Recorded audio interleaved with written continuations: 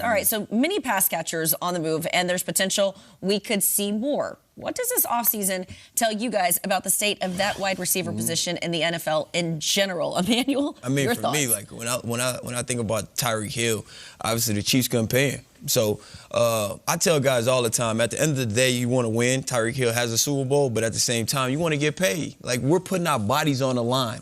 Right? We're taking these hits, but at the end of the day, you want to be able to have financial stability and you want to be able to maximize your deal. And that's what Tyreek did when he went to the Dolphins. And the Dolphins picked him up as well. And now the Dolphins have, I tweeted this, I said they have the fastest offense in the NFL now. When you go Raheem Mostert, you got Tyreek Hill, you got Jalen Waddle now, right? And so I think it was a win-win for both parties. Tyreek Hill gets paid and the Dolphins get a playmaker. And then look at Davante Adams. I mean, you want to talk about a guy who chose the team that he wanted to go to, his dream, right? He went to the Las Vegas Raiders, right? But that was the dream of his. So guys are pretty much choosing exactly what they want to do, and they're setting themselves up to be happy. And I respect that because I was always big on that as a receiver as well. I had an opportunity to go to the Jacksonville Jaguars, right? They offered me more money, but I was like, you know what? I want to win a Super Bowl. So what I did, I waited. I went to KC, it kind of played me over a little bit, but God worked it out. Next thing you know, I'm with Peyton Manning and winning a Super Bowl. So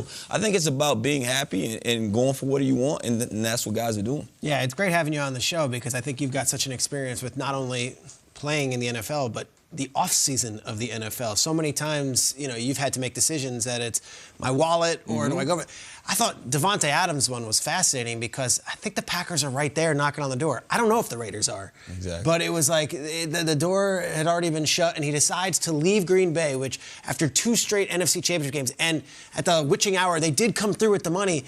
To choose to leave Green Bay and then go to Las Vegas is basically saying, like, no matter what we could have done as a team, like, I need to do this as an individual, and I think I've got a better chance to be happy in Las Vegas. I also think a lot of these teams went all in this season because I don't see a Jamar Chase in this draft. I don't see a Julio Jones in this draft. I don't necessarily know if any of these guys separate from any of the other ones in this draft. And I'm doing my mock draft right now, and it'll be out this week, and I'm calling all the teams. And I can't tell you guys the disparity amongst the top 5 wide receivers in their list, team to team to team. Some teams, they like Drake London, who's this big 6'4" physical body that, you know, at his very best might end up being Chris Evans and Mike Evans, and might go on beyond even that. He might be Captain America too. He could be Chris Evans, right? You know what? Who knows? But Drake London's one body type, and I had one team tell me he's far and away their number 1 wide receiver on the board. I had another team tell me, I don't know, does he run routes? Is he fast? Like, is he fast enough? We like Chris Olave as our number 1. You go through this list. Garrett Wilson is a player out of Ohio State. Who was he? I say all this because I know Tyreek Hill is a number 1 wide receiver in this league. I know Davante Adams is a number 1 player in this league. And a lot of these players, there was a market for them because they are head and shoulders above that next tier. There isn't that guy in this draft. Yeah. And I might rue the day for saying this when Chris Olave goes on to break every NFL record. But I'll say coming into their NFL careers, none of these wide receivers are in the conversation of Davante Adams and Tyreek Hill. So there was a market. And for the teams like the Vegas Raiders and the Miami Dolphins, they're going all in on these guys because maybe they don't see that in the college ranks this season. You know, I typically would agree with you. And I'm usually, the draft picks are terrible, go with the proven guys. But there's so much attention given to the teams that are trading for these wide receivers. What does that say about the teams that are giving them away? Dallas and Kansas City and Green Bay, they're like, go on, someone else can pay you. We'll go to the draft. We'll go cheap.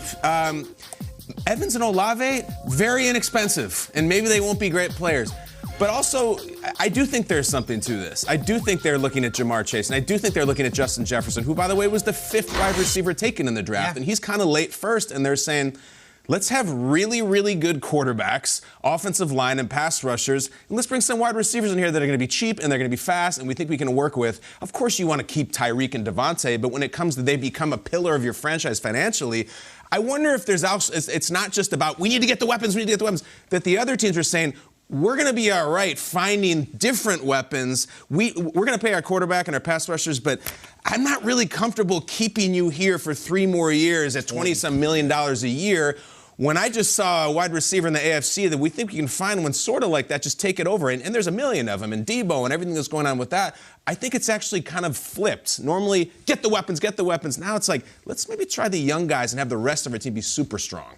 See, I looked at it from a different perspective, Kyle, because I'm looking at the draft capital and the money that they're investing in some of these guys. Yeah. In other words, they're looking at the investments they've made in their quarterback, but they're making sure that their quarterbacks are successful by putting pieces around them. So in other words, this wide receiver position is now getting the same sort of attention we saw going to left tackles. So I thought that was what was really fascinating to me about the wide receiver position. And I can speak, at least in Dallas, they sort of prepared for it, right? CeeDee Lamb fell to them at that position, but the way they structured Amari's contract, owing him $20 million a season, we sort of knew that he was on his way out, but they were able to do that because they had a guy like CeeDee Lamb on the roster, Michael Gallup, that wasn't really going to go test the open market. I never got the sense that he wanted to leave Dallas. And then, of course, you had Cedric Wilson. I thought Cedric Wilson's market going to the Dolphins was big. What did you think of that one, Emmanuel Sanders? Because I don't think a lot of people really paid attention to Cedric Wilson. No. Yeah, Cedric Wilson, he had a great season, right? I was watching him. I didn't even know much about him, but then I started watching again. It's like, who is this guy over here, right? Who is this guy? He's making plays. But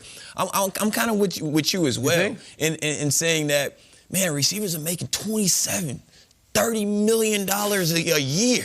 If I'm a team, do I really want to pay a guy $30 million a year, right, when I got a young guy who could possibly come in? Because, I mean, I'm not going to, like, downplay the receiver position, but at the same time, like, there's just a minor difference between the top dog and the littlest guy on the totem pole, right? And how about Seattle? Like, DK, you going to pay him a huge contract and have him be the face of your franchise next few years? Or, you know, the Titans found A.J. Brown in the second round. We had Debo.